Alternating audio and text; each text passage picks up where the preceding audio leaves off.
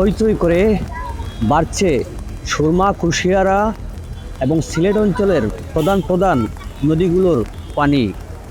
আবহাওয়া অধিদপ্তর জানিয়েছে 2022 সালের স্মরণকালের বন্যা এবার না হলেও আংশিক বন্যা হতে পারে। উজানে ও দেশের অভ্যন্তরে ভারী বৃষ্টিপাতের কারণে দেশের উত্তর পূর্বাঞ্চলের সব প্রধান নদ নদী ফুলে ফেঁপে উঠেছে। আবহাওয়া সংস্থাগুলোর পূর্বাভাস অনুযায়ী আগামী 25 জুন পর্যন্ত দেশের উজানে ও উত্তর পূর্বাঞ্চলে ভারী থেকে অতি ভারী বৃষ্টিপাত হতে পারে। এতে এ অঞ্চলের সুরমা, কুশিয়ারা, মনু, খোয়াই, জাদুকাটা সহ সব নদ নদীর পানি দ্রুত বাড়তে পারে এবং বিপদসীমা পার হয়ে সিলেট ও সুনামগঞ্জ জেলার কয়েকটি নিম্নাঞ্চলে স্বল্পমেয়াদী আংশিক বন্যা পরিস্থিতি সৃষ্টি করতে পারে। ইতিমধ্যে সুরমা, কুশিয়ারা সহ প্রধান প্রধান নদ নদীগুলো ফুলে ফেঁপে উঠেছে। ইতিমধ্যে পাহাড়ি ঢলের পানি ঢুকে পড়েছে সুনামগঞ্জের 95টি হাওরে। সুনামগঞ্জ ও সিলেট জেলা এবং মেঘালয় পর্বতের সীমান্তবর্তী চেরাপুঞ্জিতে খুবই ভারী বৃষ্টিপাত হচ্ছে। 14 জুন থেকে এখনও চলছে।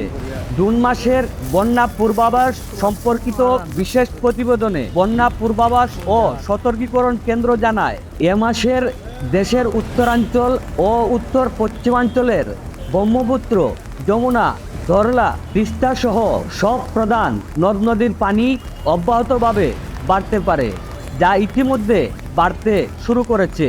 চলতি মাসের শেষ সপ্তাহে যমুনা নদী বিপদসীমার কাছাকাছি অবস্থান করতে পারে। পানি উন্নয়ন বোর্ড পাউবু জানায়, সুনামগঞ্জে ও ভারতের মেঘালয়ে অতিবৃষ্টির কারণে উজান থেকে ঢল নামছে। এতে সীমান্তবর্তী জাদুকাটা ও ধূপজান নদী দিয়ে বিভিন্ন হাওরে ঢলের পানি প্রবেশ করছে। পানি বাড়া অব্যাহত থাকলে বন্যা পরিস্থিতির আশঙ্কা দেখা দিতে পারে। দর্শক, এই মুহূর্তে অবস্থান করছি সিলেটের সুরমা নদীর পারে। আপনারা দেখছেন সুরমা নদীর পানি কতটুকু বেড়ে ফুলে ফেঁপে উঠেছে।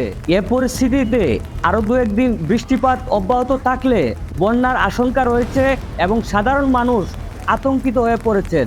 যে কোনো মুহূর্তে শহরের ভিতরে পানি প্রবেশ করতে পারে। স্মরণকালের ভয়াবহ বন্যা 2022 সালে হয়েছিল, যা এখনও কাটিয়ে উঠতে পারেনি সাধারণ মানুষ। সামনে আসছে ঈদুল আজহা। এই অবস্থায় মানুষের মনে আনন্দের পরিবর্তে চোখে মুখে আতঙ্কের ছাপ। Shahin Alam, UK Bangla.live, Sylhet.